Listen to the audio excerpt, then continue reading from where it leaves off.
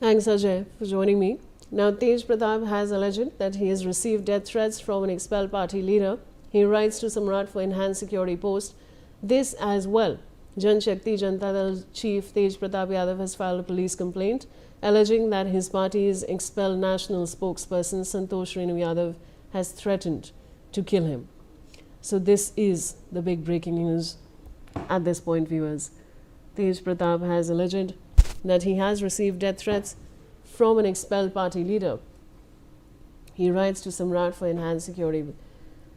And the Jan Shakti Janata Dal chief Tej Pratap Yadav has filed a police complaint.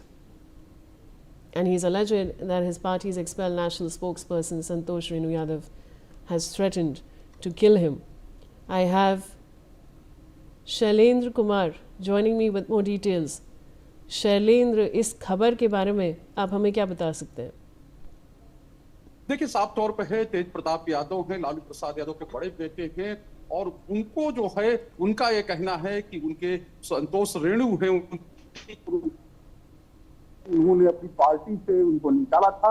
वो प्रवक्ता थे, जो उनके जो जनशक्ति जनता दल है उसके प्रवक्ता थे और उनका ये कहना है कि वो जो है यानी तेज प्रताप कह रहे हैं कि उन्होंने उनको उनसे यानी संतोष रेणु से उनके जान का खतरा है और इसको लेकर जो गुहार लगाई है, एक चिट्ठी लिखी है जो डिप्टी सीएम है और गृह मंत्री है जो सम्राट चौधरी।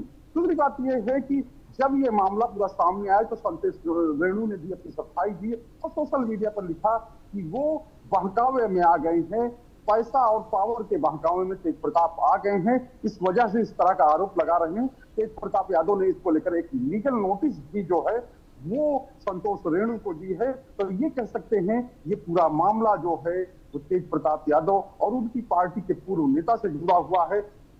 अब सरकार अपने स्तर पर समीक्षा करेगी, जांच करेगी, उसके बाद क्या कोई जरूरत है यानी कि तेज प्रताप यादव की सुरक्षा की जरूरत है तो उस हिसाब से वो फैसला लेगी।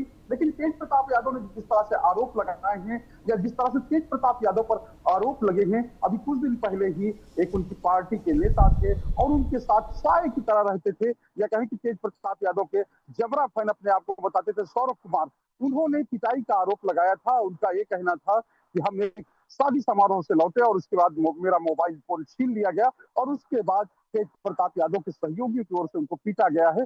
तो ये भी आरोप रहे हैं और ये कह सकते हैं कि तेज प्रताप यादव जब से चुनाव हारे हैं तब से वो ब्लॉगिंग कर रहे हैं, ब्लॉग बना रहे हैं और इस बीच में उन्होंने कई नियुक्तियां भी अपनी पार्टी में की है, यानी जो जनशक्ति जनता दल है उसमें नियुक्तियां कर रहे हैं। उत्तर प्रदेश का अध्यक्ष बनाया है, उसके अलावा साधु संत जो प्रकोष्ठ है वो भी बनाया है उन्होंने और लगातार सुर्खियों में है और इससे पहले भी वो सुर्खियों में रहते रहे हैं और इससे पहले भी कई बार इस तरह की बातें या कई बार इस तरह की चीजें वो कर चुके हैं। और अब नया मामला, क्योंकि बीच में जब वो अलग हुए थे, जब उनको परिवार से अलग किया गया था, पार्टी से अलग किया गया था और उसके बाद चुनावों के दौरान ही उनकी सुरक्षा जो है वो बढ़ाई गई थी और उनकी सुरक्षा को लेकर यानी उनकी सुरक्षा में तैनात जो कर्मी हैं उनको लेकर भी सवाल उठा था कि आखिर प्राइवेट गाड़ी से वो चल रहे थे और उसमें जिस तरह से वो हूटर लगा के चल रहे थे उसको लेकर भी चुनाव के दौरान सवाल उठे थे और उस गाड़ी से जिस तरह से शूटिंग हो रही थी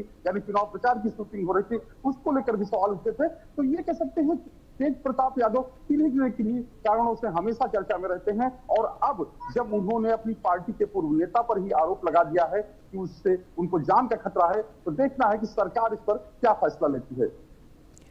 जी शैलेंद्र, शुक्रिया हमारे साथ जुड़ने के लिए। Now resident doctors at Indira Gandhi medical